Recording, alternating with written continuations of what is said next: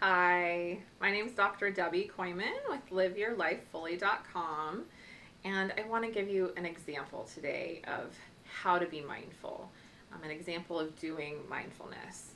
And just for a recap, in case you don't know what mindfulness is or you haven't watched my other videos, what mindfulness is it's making a conscious choice to pay attention on purpose to what's happening right now in this present moment in a non-judgmental way. So you're paying attention to this moment, what's happening, and just describing, observing what's happening without judging or labeling it as good or bad. And a lot of people, maybe you're new to mindfulness, you don't know what it is, you don't know how to do it. So I want to give you a very specific example to kind of walk you through it. So when I am working with people and I'm teaching them mindfulness, the first assignment I usually give them or have them do, and we usually do this in the office, is mindfulness to an object. So I'm going to walk you through a mindfulness object or mindfulness exercise to an object using, and I said in my last video, you can be mindful to really anything, and the possibilities are endless. So what I have people do when I do this in my office is I just have them pick something in the room, and then we're mindful to that. And we've done all sorts of things: keys, water bottles, the bookshelf, candles, all sorts of things. So I had my water bottle in the office today, so I decided this one I can use and is a relatively easy example. So what I like to do, I like structure and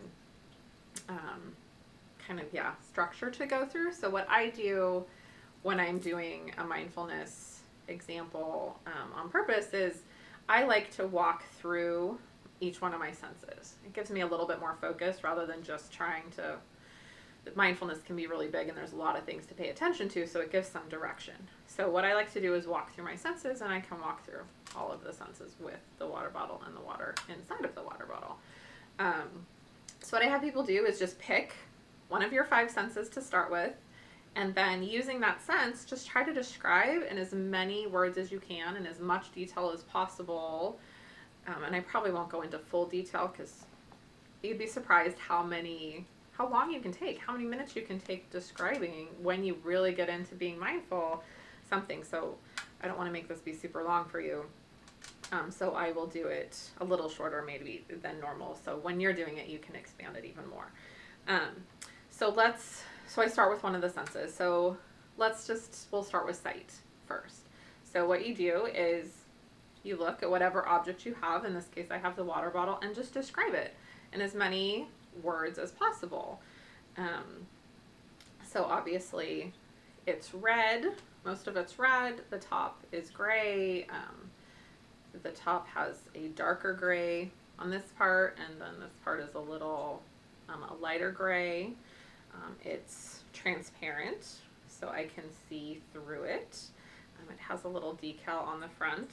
Mine is from Yosemite, so it has a little decal on the front, and it has gray and yellow and green and a darker blue and a lighter blue, and then red and white. Inside, I can see the straw that's connected. I can see the water. It's a little less than half full. The bottle is round. It's, I don't know, 10 inches high maybe. This little top part, it has the little place you drink from, and that's red. The top is round. This part is round. It looks very, very smooth. So that kind of stuff. Rounded edges, that kind of stuff. So just describe it as much detail. So that's sight. Let's do touch next. So what you do with touch is just feel whatever you have. And again, pay attention to the sensations on your fingertip, and just describe in as much detail as possible what you are seeing, or what you're seeing, what you're feeling. We're doing feeling.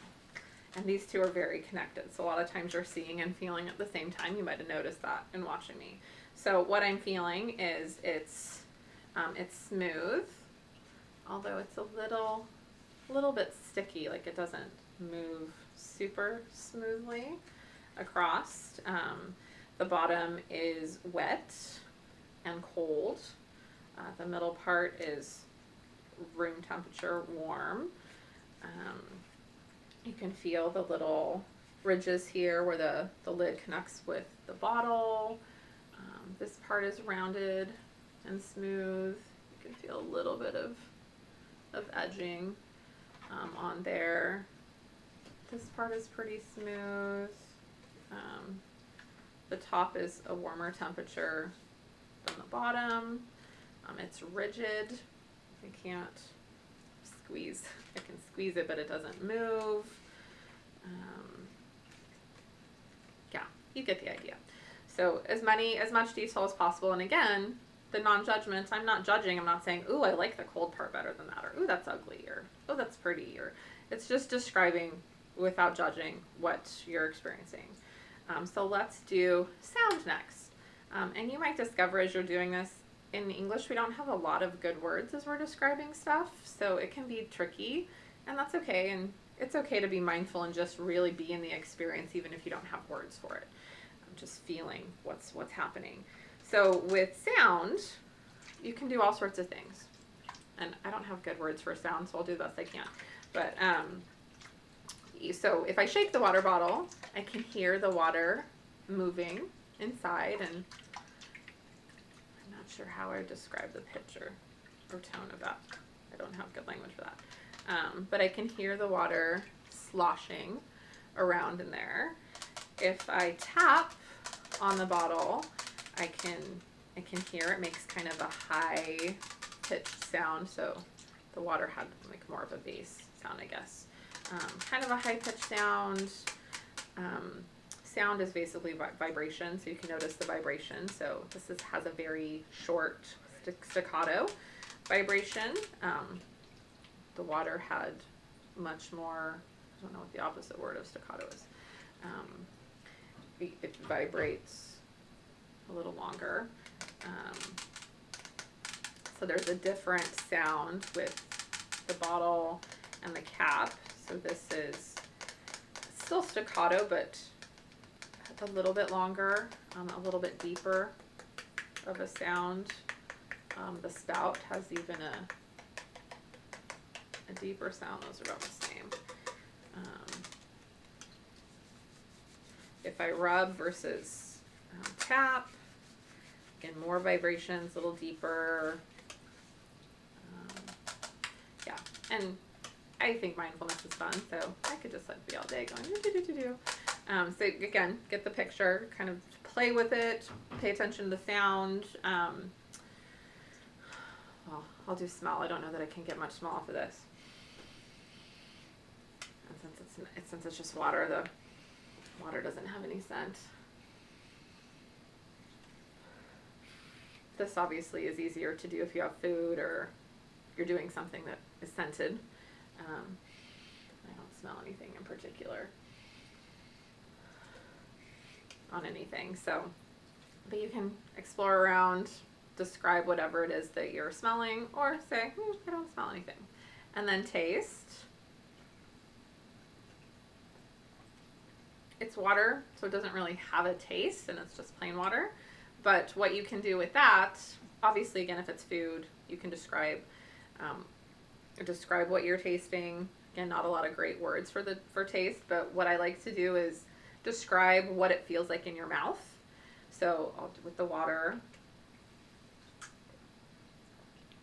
It's cold, it's smooth, kind of the same texture no matter where it is on my mouth. If it's something that you actually can taste, what I like to do is pay attention to where on your tongue can you taste it, because we have different taste buds on different parts of our tongue. So different food we taste on different parts of our tongue. So I find that kind of fun. And if you have it in your mouth, pay attention, especially something that you're chewing, like the texture changes while you're chewing a lot of times. So you can pay attention to that. What does it feel like on your tongue, on like your lips, on your cheeks? What does it feel like going down your throat? Again, the water doesn't have a lot. It's cold, it's smooth. Not sure how else I would just describe it, but hopefully you get the picture.